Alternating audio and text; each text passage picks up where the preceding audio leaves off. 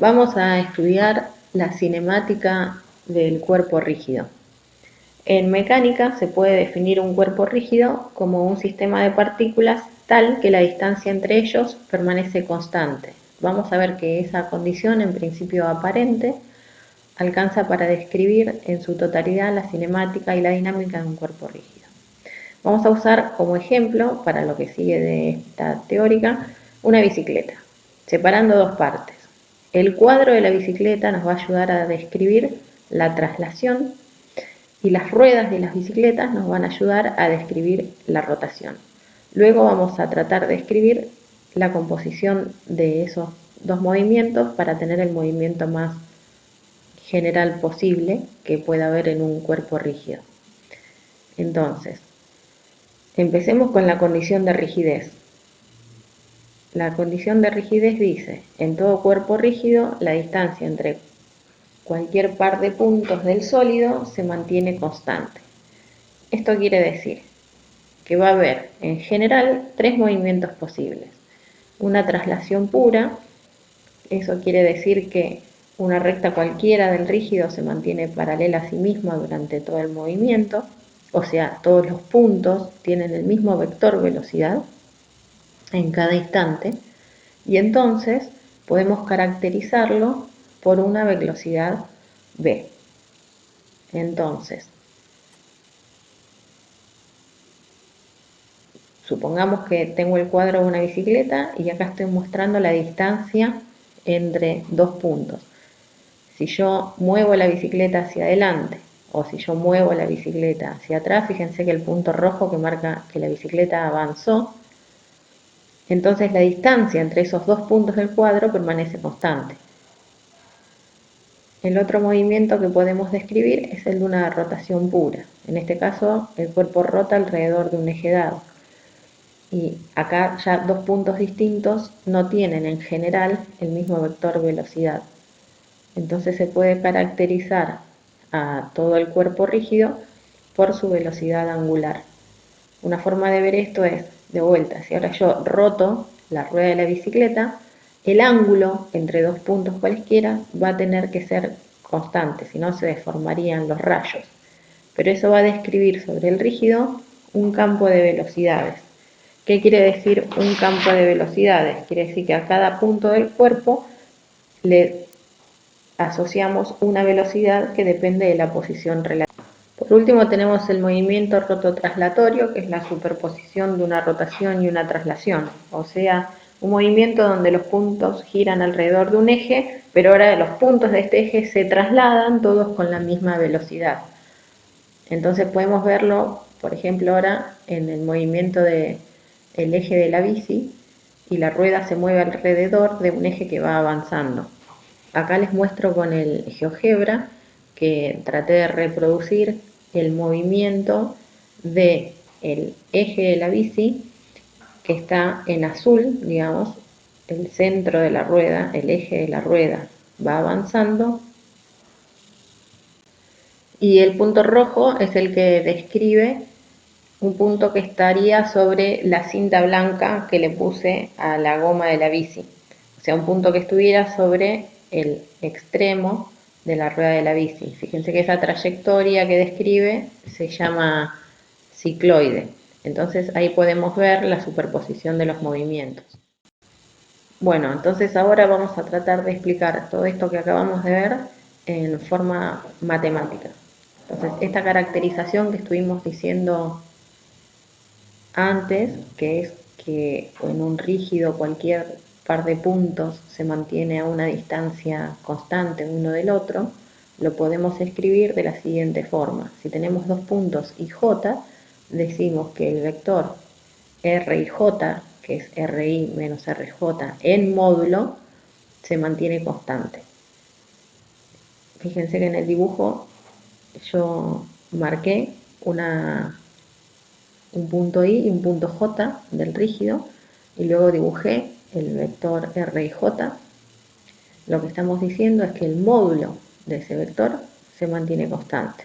Entonces, antes de ver cuáles son las consecuencias de eso, déjenme definir ese vector como R y J. Es más que una definición, es una cuestión de notación, digamos, a la diferencia entre la posición RI, que es la posición del punto I, y RJ, que es la posición del punto J, la vamos a llamar RJ. Entonces, ¿qué estoy diciendo? El módulo de RJ es constante. Entonces, ¿qué pasaría si nosotros quisiéramos calcular la velocidad VIJ? O sea, la velocidad I menos la velocidad J. ¿Cómo podríamos hacer esta cuenta? Bueno, habíamos visto en videos anteriores que lo que teníamos que hacer en ese caso era derivar, ¿no? Entonces, si vamos a derivar, tenemos que hacer la derivada del vector RJ con respecto a t. Recuerden en este caso que teníamos que hacer la regla del producto escribiendo R y J vector como el módulo de R y J por el versor R y J. Entonces hacemos esa cuenta. Derivamos primero uno y dejamos el otro sin derivar y después hacemos al revés.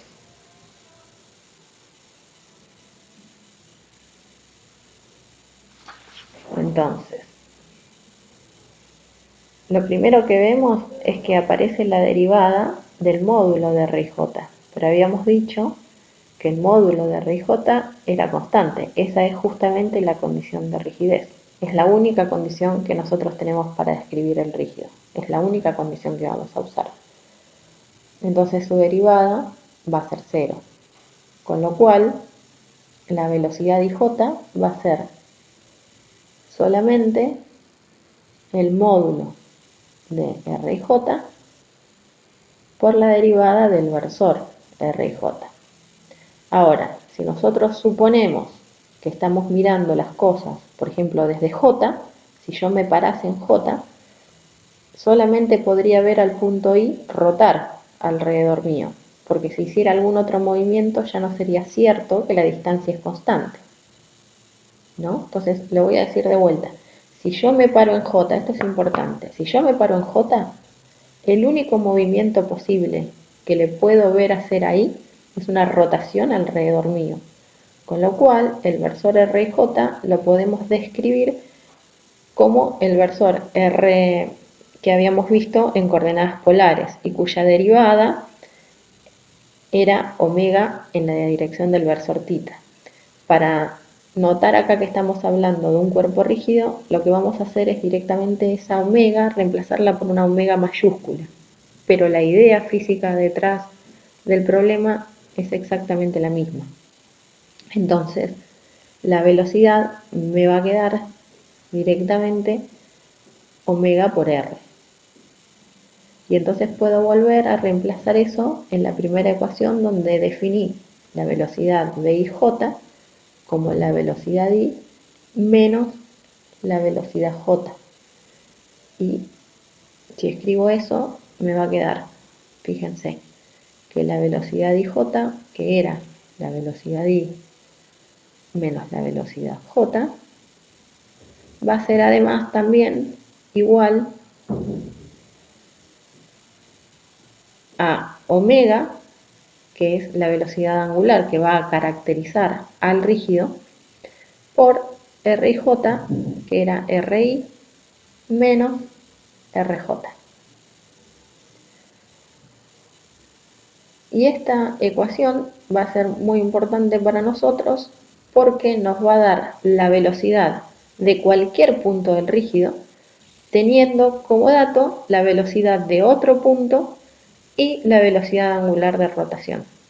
Entonces con esto nosotros podemos describir la velocidad de todo punto del rígido. Fíjense que llegamos a esto habiendo partido solamente de la condición de rigidez, que era decir que la distancia entre cualquier par de puntos del rígido tiene que ser constante. Si miramos con atención, en esta ecuación vamos a ver el movimiento más general de un cuerpo rígido. ¿En qué sentido? En la primera En el primer término, del lado derecho de la igualdad, aparece BJ, lo que da muestra del movimiento de traslación.